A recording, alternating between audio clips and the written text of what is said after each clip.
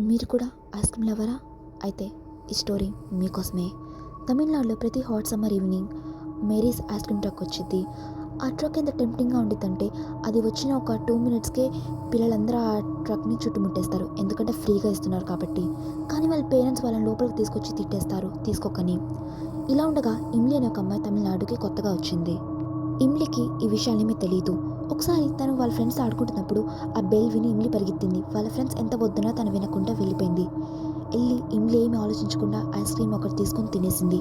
తిన్న ఇమ్లీ కళ్ళు ఒక్క సెకండ్గా వైట్గా టర్న్ అయిపోయాయి. అది చూసి వాళ్ళ ఫ్రెండ్స్ అందరూ అక్కడి నుంచి అరుచుకుంటూ పరిగెత్తేశారు.